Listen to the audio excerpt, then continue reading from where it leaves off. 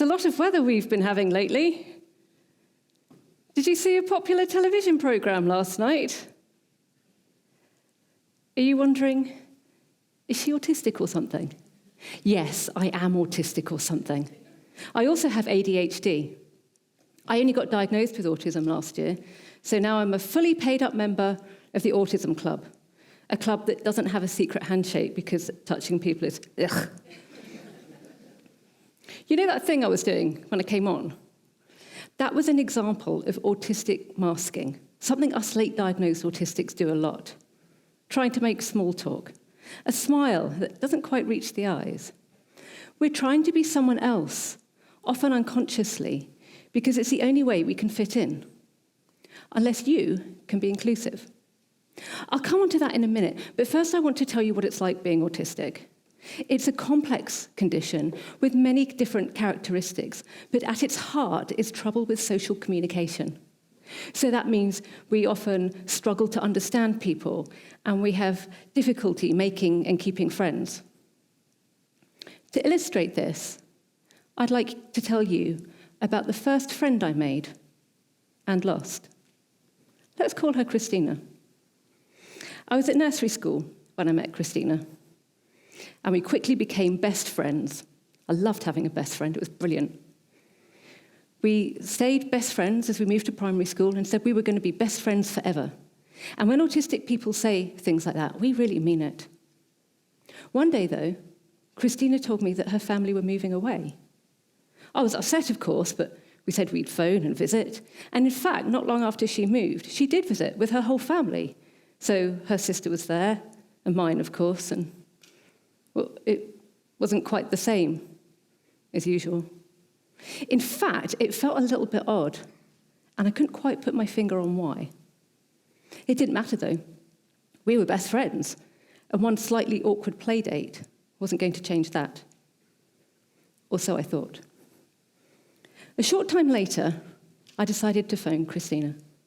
We had one of those big, chunky 80s phones, you know, the big clunky ones with the curly cord. So I dialed her number, and her mum answered. "Hello, could I speak to Christina, please?" I said in my polite phone voice. Her mum went and got her. "Hello, it's Rachel." There was a pause. And then came the reply. "I think you've got the wrong number." I never forgot that feeling. Standing there, alone in the hall, twisting the phone cord around my finger. The shock, the confusion, and after that, the hurt. I've told you what happened, but I couldn't tell you why, even now, because I don't know. And that's such a big part of the autistic experience. Knowing that something's gone wrong, or feeling like you've done something wrong, but not knowing why. And everyone has these experiences, right?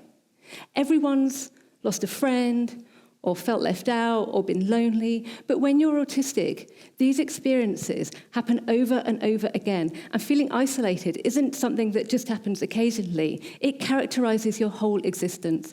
It's heartbreaking. We try so hard to fit in. We try to do banter. We use air quotes like other people, but in the wrong places. It never really works, though. We're never one of the gang. So what can you do? How can you make things better for us? By being inclusive. Inclusion isn't a destination, it's a journey. You don't get to a point where you go, right, I'm inclusive, job done, let's all go down the pub. It's about the little things we could all do every day to make each other's lives easier. Asking someone if they need help. Offering something you think might be useful. Understanding that they might need something repeating. Understanding that they might need something repeating. So what actually is inclusion? Well, here are 3 things it's not. Number 1, inclusion is not about remembering a massive list of do's and don'ts. I saw a list recently of 30 things you should do for autistic people. 30 things. I'm interested in autism, and even I couldn't be bothered to read that. a list of 30 reasons why the Ottoman Empire fell, or 30 lesser-known Azerbaijani composers. Yeah, I'll read that, but not a whole long list of slightly judgmental things I should and shouldn't be doing. It's too much to remember. And inclusion isn't about that. It's about understanding the basics and adapting to people's needs as we go. Number 2, inclusion isn't about getting it right all the time. You know, people get tangled in knots trying to use the correct words, and it's really not that important.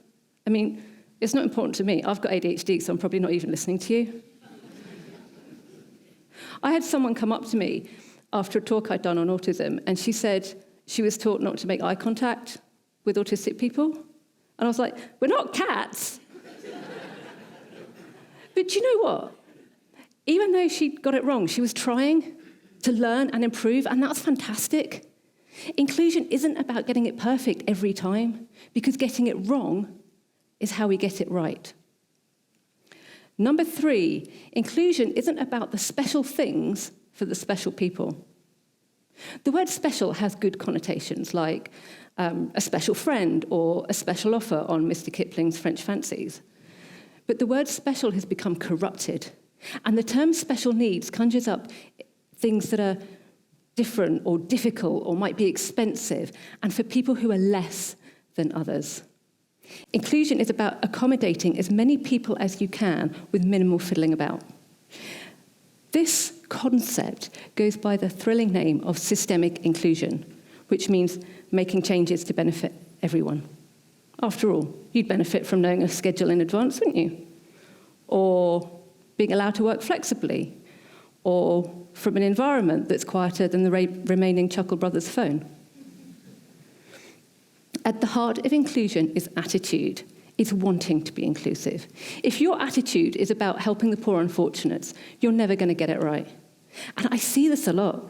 You know, people like to pat us on the head, and they say things like, "Well done! You managed to get the train here all by yourself." I'm autistic. If there's one thing I know about, it's trains. We don't need patting on the head. You mess up my hair for one thing. We don't need you to be nice. We need you to be selfish. Let me explain. When you include autistic people at work, your company makes more money. That's partly because autistic people are insanely productive, but it's also because everybody benefits from a diverse and inclusive workplace culture. And what about outside work? Autistic people make amazing friends. We're loyal, helpful, and can sort out your problems like that. If you tell an autistic person you need a gazebo, 3 alpacas, and a roll of bin bags by midnight, they won't bat an eyelid. They'll just ask you if you want the black or white bin liners. Amazing friends. It's been 40 years since that lonely day in the hallway. Sadly, twisting the phone cord around my finger. But just as our phones have evolved since then, so have I. I'm still autistic, obviously, and I still don't really understand people a lot of the time. But what has changed is that I'm now able to choose and nurture those people who appreciate me, who accept me, those people for whom inclusion isn't even really something they think about because they just get it.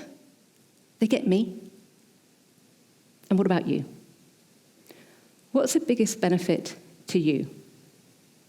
When you allow other people to be authentic, that acceptance, that open-mindedness starts to rub off on you. And it's a virtuous circle. You're more authentic, which means the people around you are more comfortable being authentic, and so on until we're just a big, happy, sticky, messy pile of people being themselves. Inclusion is selfish, and it's okay to be selfish. You benefit from systemic inclusion, from our productivity, from the ripple effect, but above all, from allowing yourself to be who you really are. Life isn't a game of chess, despite what art house films might have taught you. It's not a situation where there's only one winner. You don't have to choose between helping autistic people and helping yourself, because it's the same thing.